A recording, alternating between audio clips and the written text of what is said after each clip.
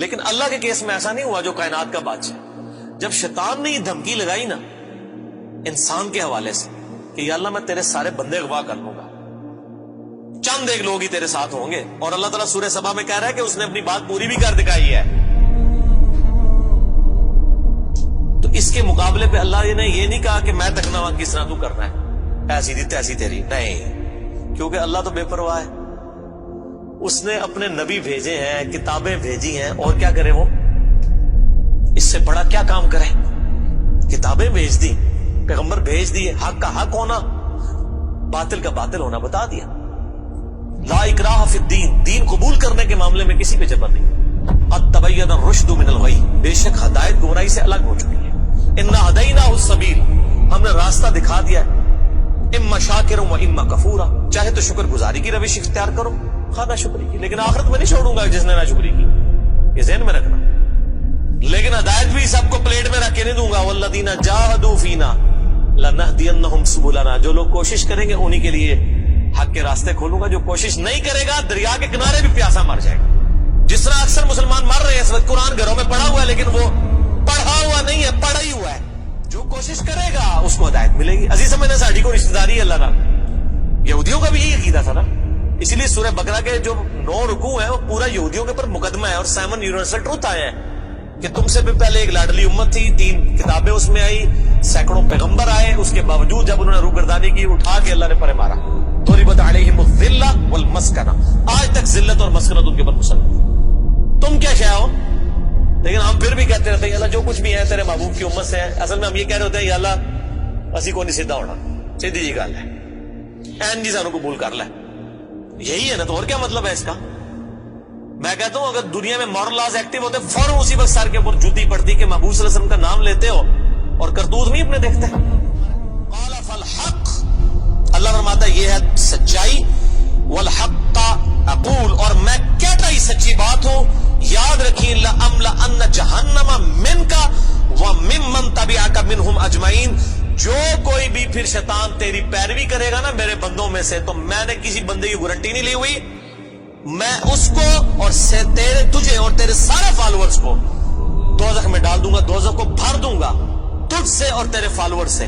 یعنی میں اپنے کسی بندے کی کوئی گارنٹی نہیں. قرآن حکیم کی سخت ترین آیت میں اکثر کوٹ کرتا ہوں, سورۃ الاعراف آیت نمبر 179, وَلَقَدْ ذَرَأْنَا لِجَهَنَّمَ كَثِيرًا مِنَ الْجِنِّ وَالْإِنسِ, اور بے شک ہم نے کثرت کے ساتھ جن اور انسان پیدا ہی دوزخ کے لیے کیے.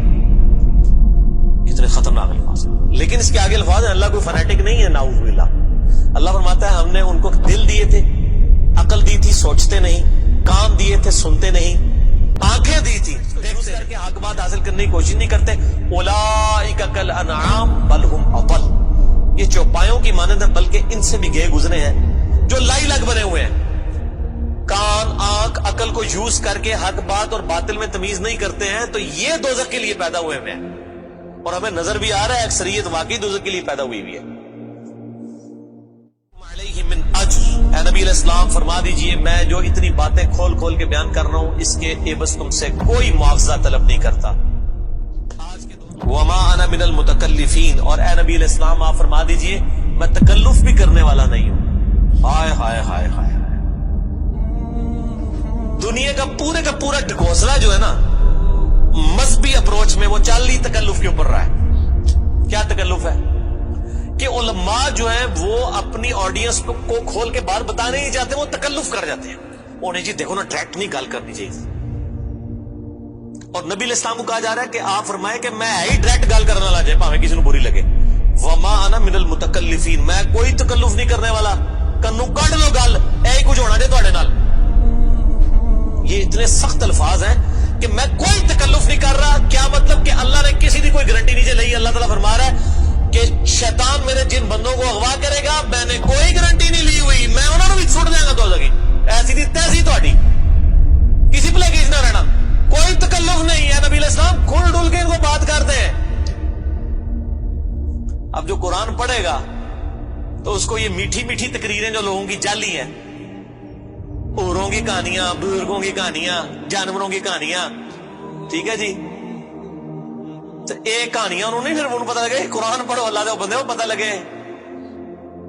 صحیح الاسلام کا قول ہے کہ انسان سویا ہوا ہے، جیسے ہی مرے گا جاگ جائے گا، اوہ یہ کیا ہو گیا، سن لیں کاش میں دنیا میں واپس جا سکتا. اس وقت انسان کہے گا یا اللہ مجھے دنیا میں دوبارہ واپس بھیج دے، میں پہلے جا کے سوشل میڈیا تو ہے ویڈیو ڈیلیٹ کراں گا، ایڈی میٹھی میٹھی ویڈیوز میں جھوٹیاں سٹوریاں. اور نبی علیہ السلام سے زیادہ کوئی خوش اخلاق نہیں ہے.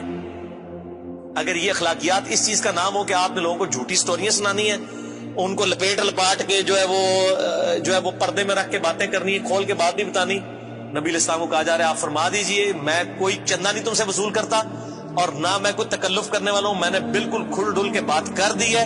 اللہ نے کسی کی کوئی گارنٹی نہیں اٹھائی ہوئی. جو پیروی کرے گا اس کے احکامات کی اس کو جنت ملے گی، اور جو شیطان کے ہتھے چڑھے گا اللہ نے کوئی نہیں کہنا کہ میرے بندے نہیں چھاڑ دے، نہیں جائے دوزخ میں جانا ہے. ان ہوا الا ذکر للعالمین، یہ قرآن تو نہیں ہے مگر نصیحت تمام جہان والوں کے لیے. اس قرآن کے ذریعے میں ڈر سنا رہا ہوں. فذکر بالقرآن من یخاف وعید، نبی علیہ السلام قرآن کے ذریعے تبلیغ کر دیجئے، ڈر سنا دیجئے جو بھی اللہ کی دھمکی سے ڈرتا ہے. وَلَا تَعْلَمُنَّ نَبَأَهُ بَعْدَ حِينٍ، ان قریب مرنے کے بعد کچھ عرصے کے بعد تمہیں خود ہی پتہ چل جائے گا جو کچھ میں کہہ رہا تھا یہ کچھ ہو جائے گا. وہی جو میں نے کہا نا کہ مر کے انسان کو پتہ چل جائے گا سب کچھ. وہ کہتے ہیں جی وہ کوئی نہیں جی آگے جا کے پتہ لگ جائے گا کون ٹھیک ہے کون غلط ہے. میں کہتا آگے جا کے پتہ نہیں لگے گا، لگ پتہ جائے گا. پتہ لگ رہا ہے نا کرتے چلو ٹھیک ہے، لگ پتہ جائے گا. اور یہاں پہ بھی یہی کہا جا رہا ہے کہ آگے جا کے لگ پتہ جائے گا. یہ پنجابی میں یہی ترجمہ ہو رہا ہے اس کا، آگے جا کے لگ پتہ جائے گا کہ میں یہ کھول ڈول کی بات کر رہا ہوں، یہ بات کسی طریقے سے ہے. وَلَا تَعْلَمُنَّ، اور ان قریب ضرور تم جان لوگے، نَبَأَهُ بَعْدَ حِينٍ، یہ جو خبریں میں تمہیں بیان کر رہا ہوں ان قریب کہ یہ پوری ہو جائے گی. اس کے وقت کچھ بھی نہیں ہونا. انسان نے چیخنا ہے اللہ مجھے دنیا میں دوبارہ بھیج دے، میں نیک اعمال کروں گا، یہ کروں گا. دیکھیں یہ پچھلے دنوں یہ ایک میت کے پروگرام کے اوپر ہی ریکارڈنگ ہوئی تھی، بڑی رکت انگیز ہے فکر آخرت کے اوپر. آپ یوٹیوب پہ جا کے لکھیں 196 مسئلہ MAS اپوسٹرافی والا کام جو اوپر لگتا ہے ALAH، مسئلہ عربی میں کہتے ہیں سوال کو. تو وہ یوٹیوب خود ہی کھول دے گا، آپ کو ویب سائٹ پہ بھی جانے کی ضرورت نہیں ہے. اللہ تعالیٰ سے دعا ہے جو حق بات میں نے کہی اللہ تعالیٰ ہمارے دلوں میں راسخ فرمائے. اگر جس بات میں میرے منہ سے کوئی غلط بات نکل گئی اللہ تعالیٰ ہمارے دلوں سے ہی معاف کر دے. ہمیں کتاب و سنت کی تعلیمات پر عمل کر کے دوسرے بھائیوں تک پہنچانے کی توفیق عطا فرمائے. سبحانک اللہم و بحمدک، اشہد ان لا الہ الا انت، استغفرک و اتوب الیک، وما علینا الا البلاغ المبین. جزاکم اللہ خیرا و احسن الجزاء.